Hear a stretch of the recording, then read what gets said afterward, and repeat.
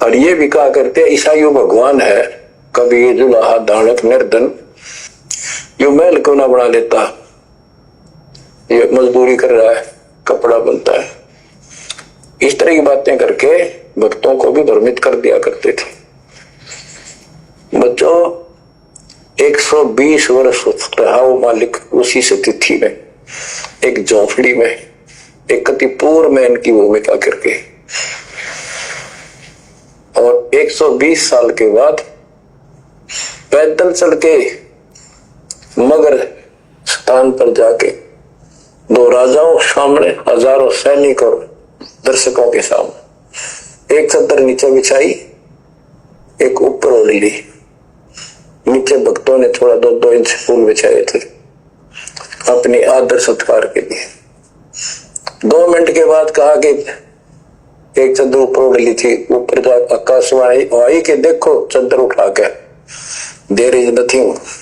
सबकी नजर ऊपर गई, परमात्मा जा रहे हैं सह शरीर, तेजों में शरीर चमक दमक हो रही। चादर उठाई तो शरीर के जितने फूल सुगंधित लेर लिया था और कह गए थे दादा बांट लेना, लड़ाई मत करिए मूर्खो, तुमने समझा कि आज तक अभी हिंदू और मुसलमान 2 बने बैठे हो, तुम राग द्वेष गया नहीं तुम्हारा, खाक हो तुम। तो हमारे अंदर दोष देख कर मालिक हमको त्याग कर चले गए थे। एक लीला करी थी, हाथी पर बैठ कर गंगा जल भर लिया, लोग समझते शराब पीवे, और शहर की प्रसिद्ध वेश्या को हाथियों बैठा लिया, उसके कंधे पर हाथ रख लिया मालिक ने। बता संसार तो कुछ भी कहे पर उनकी अकल तक ठिकाना आनी चाहिए थी। सब महापुरुष इतना कुछ ज्ञान जानने वाला क्या ऐसी बकवास करेगा, शराब पिएगा और वेश्यावृत्ति करेगा? लेकिन हमारी अकल तक थी नहीं, काट रखी थी। क्या करें गुरुदेव भगवान, 120 वर्ष तक वो कबीर परमात्मा काशी में और एक जुलाही की भूमिका करके चला गया और लोग उनको ताने मारा करते थे। जब उनके शिष्य, उनके भगत कहा करते थे कि हमारे गुरुजी तो परमात्मा आए हुए, परमात्मा ये तो भगवान हैं, ऐसे ऐसे सुख दे देते हैं, दिल्ली का बादशाह भी इनका भगत बन गया, मगर का नरेश भी इनका भगत बन गया, काशी का नरेश वीर सिंह भी इनका भगत बन गया। तो लोग कह दिया करते थे अगर ये इतना ही बड़ा भगवान है ना जो तुम इनके गुणगान गा रहे हो, तो एक झोपड़ी में क्यों टाइम पास कर रहा है? भगवान तो 1 सेकंड में अपने लिए मकान बना ले, 1 सेकंड में। लेकिन कबीर परमात्मा ने किसी की बातों की तरफ ध्यान नहीं दिया। वो तो समर्थ थे जो राजाओं को राज्य दे रहे हैं, ब्रह्मा विष्णु महेश वाली आत्माओं को वो पदवी दी उन्होंने, ब्रह्मा विष्णु महेश की।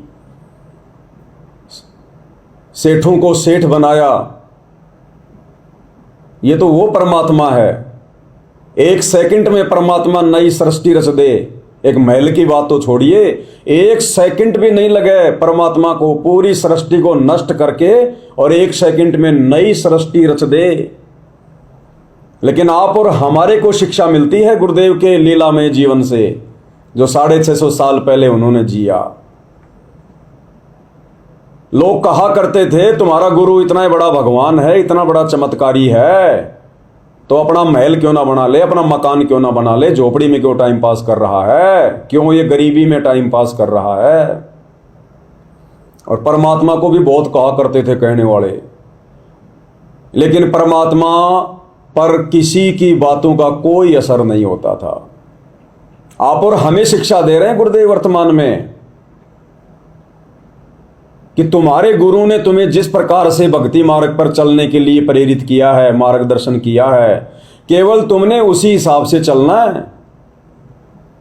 दुनिया वालों की देखा देखी, दुनिया वालों के कहने से, दबाव देने से, लोक लाज में आकर तुमने कोई मर्यादा भंग नहीं करनी है। आवश्यकता से ज्यादा तुमने किसी वस्तु का संग्रह नहीं करना है। भले तुम्हारे पास तुम्हारे भाग्य का, तुम्हारे प्रारब्ध का कितना ही धन क्यों ना है, कितना ही पैसा क्यों ना है, लोगों के कहने से तुमने सरपंची के फार्म नहीं भरने, लोगों के कहने से तुमने कार और कोठियां नहीं खरीदनी है। लोगों का काम है कहना, 650 साल पहले परमात्मा ने एक उदाहरण पेश किया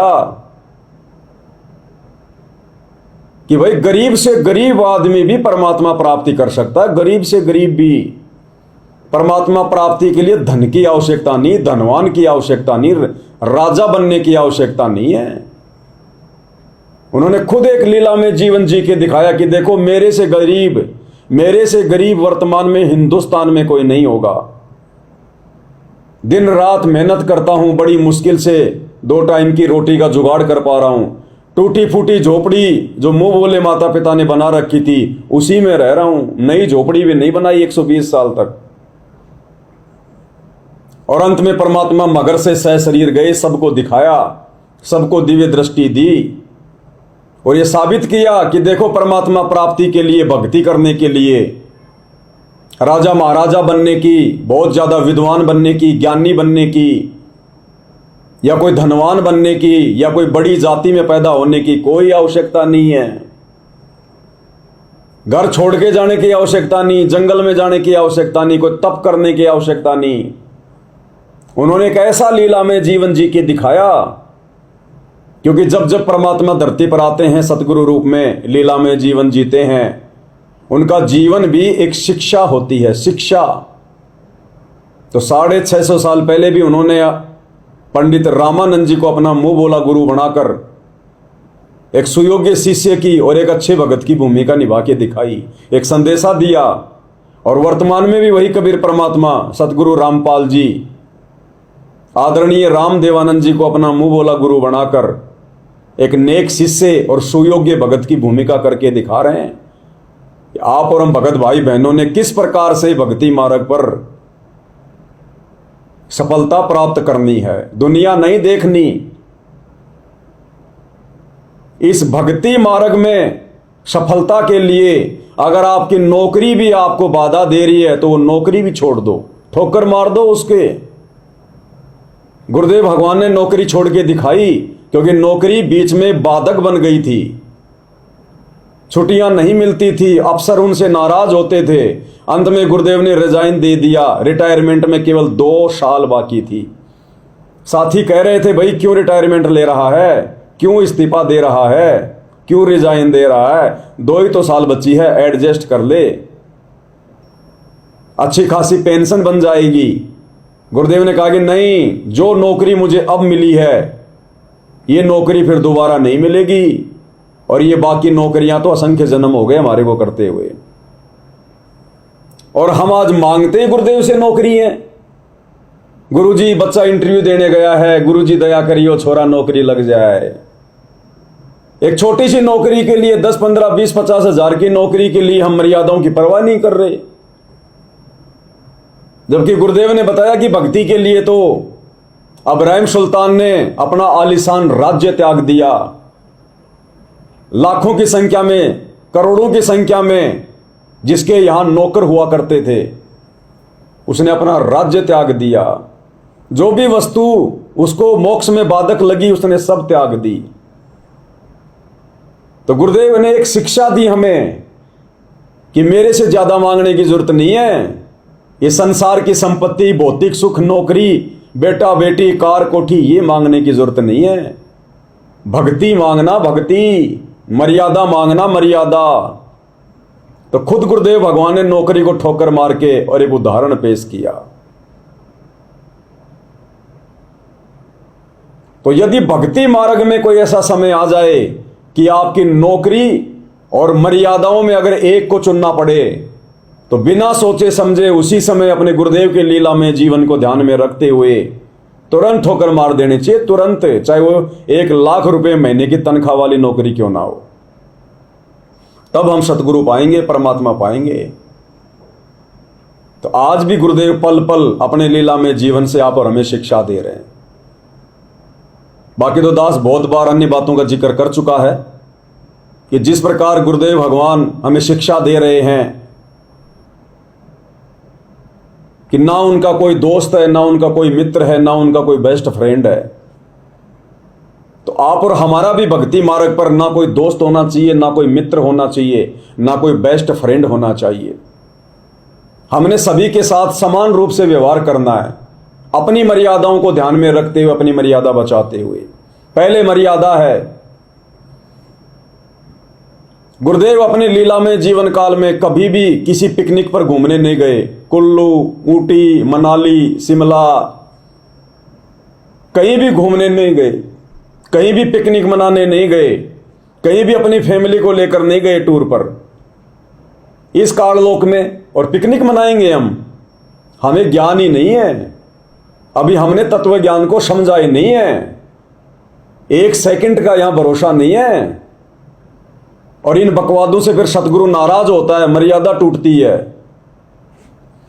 अभी कुछ ही दिन पहले आप भाई बहनों ने सोशल मीडिया पर देखा होगा, पाकिस्तान की घटना थी।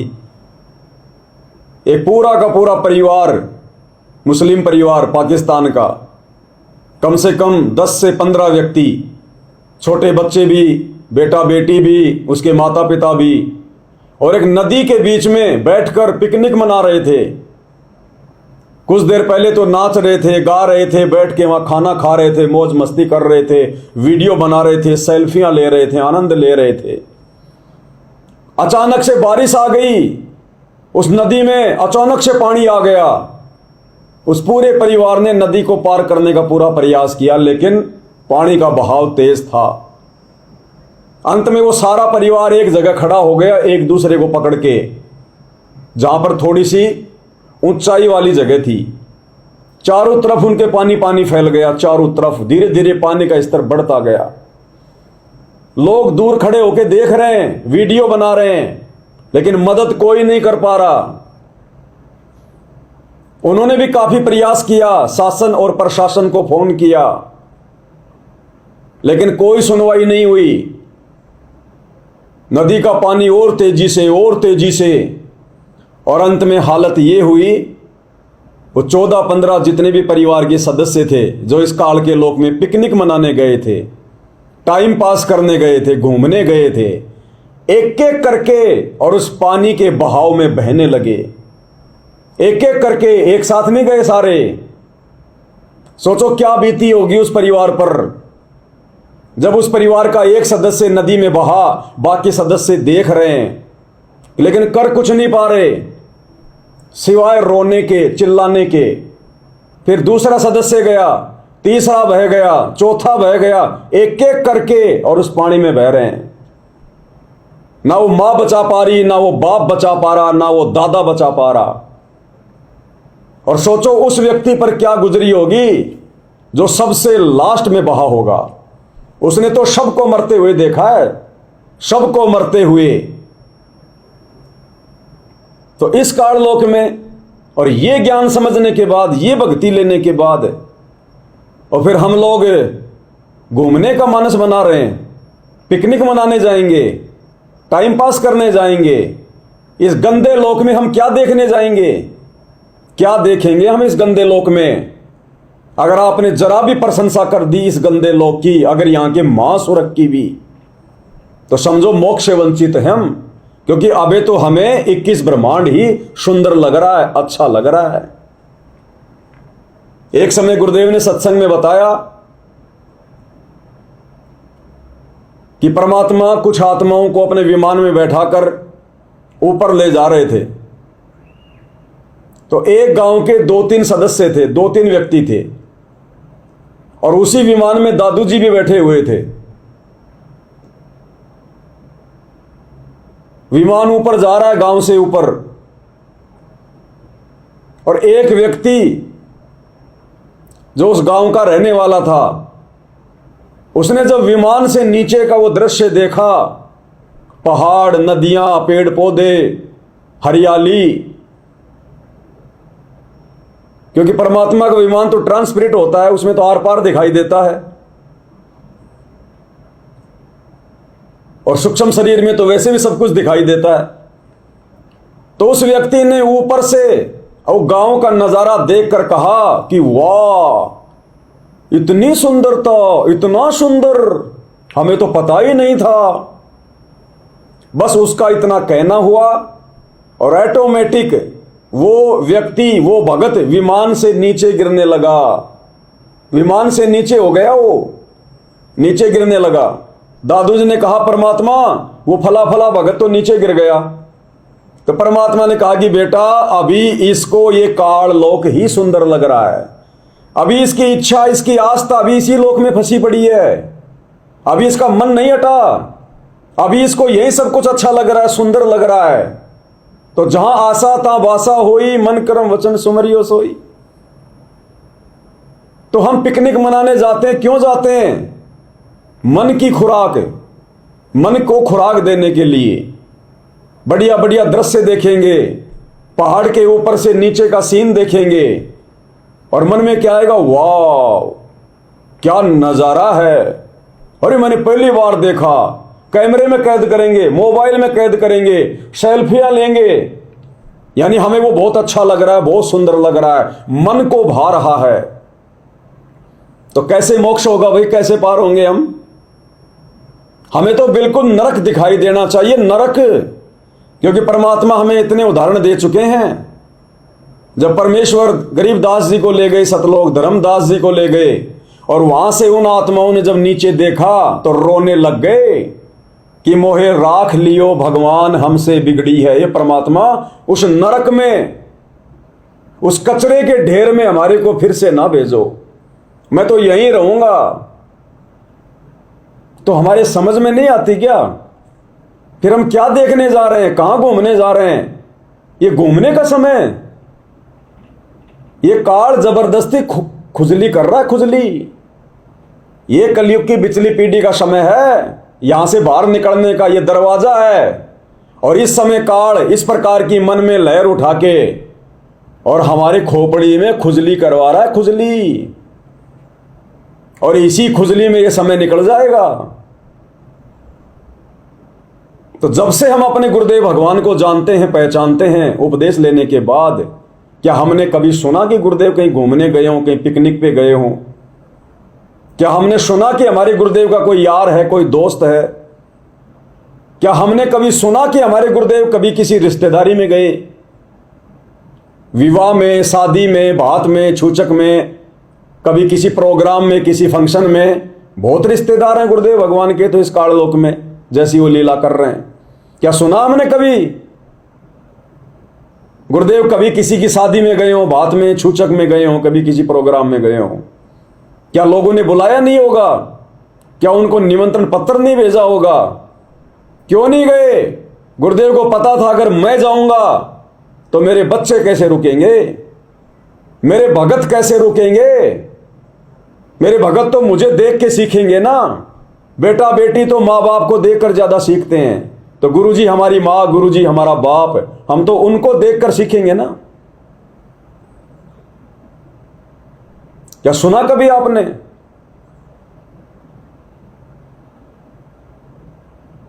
पूरा लीला में जीवन उठा के देख लीजिए, जब से आप और हम गुरुदेव को जानते हैं, सिवाय ये ज्ञान आप और हमारे तक पहुंचाने के, सिवाय संघर्ष के, आपको कोई भी बकवाद, जरा सी भी सांसारिक बकवाद आपको गुरुदेव भगवान की लीला में जीवन से सीखने को नहीं मिलेगी, देखने को नहीं मिलेगी।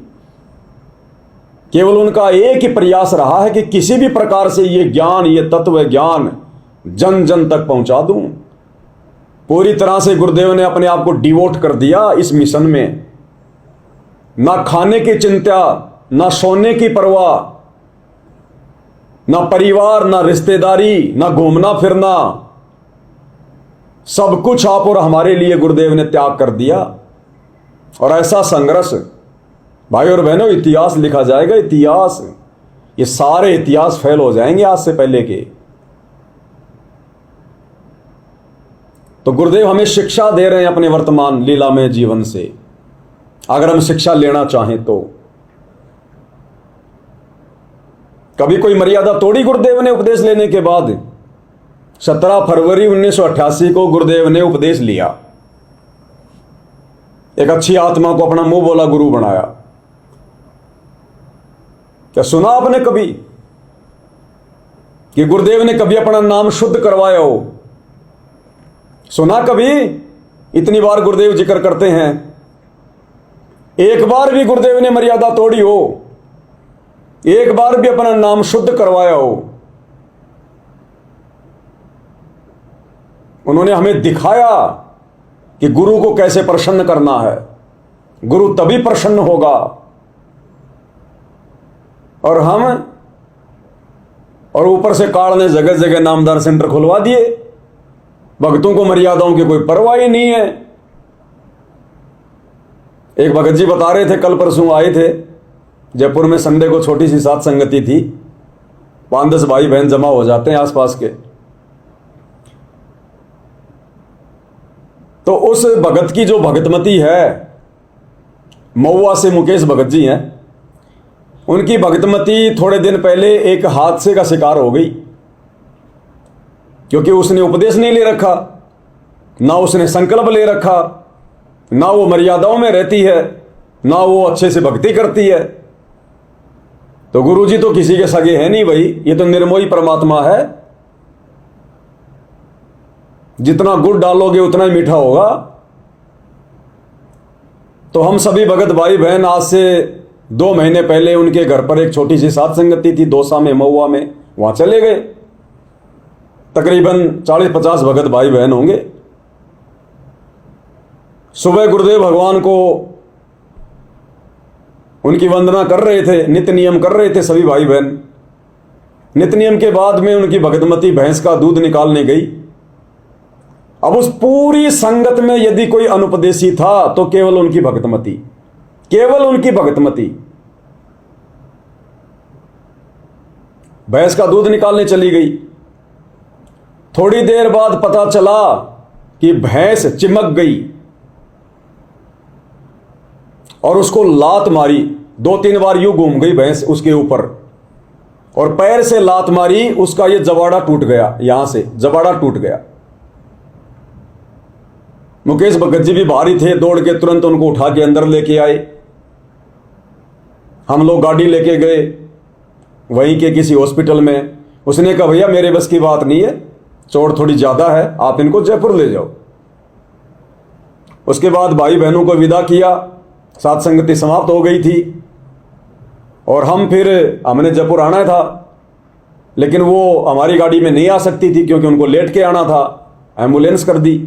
एम्बुलेंस उनको जो रेलवे का जो ऑफिस है, क्योंकि वो रेलवे में नौकरी करते हैं मुकेश भगत जी, तो रेलवे का जो हॉस्पिटल है वहां ले आए।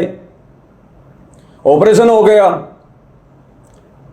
4-5-7 दिन के बाद वापस उनको छुट्टी मिल गई, वहां चली गई वापस महुआ। अब वहां उनसे मिलने के लिए उनकी एक रिश्तेदार आती है, एक लेडीज,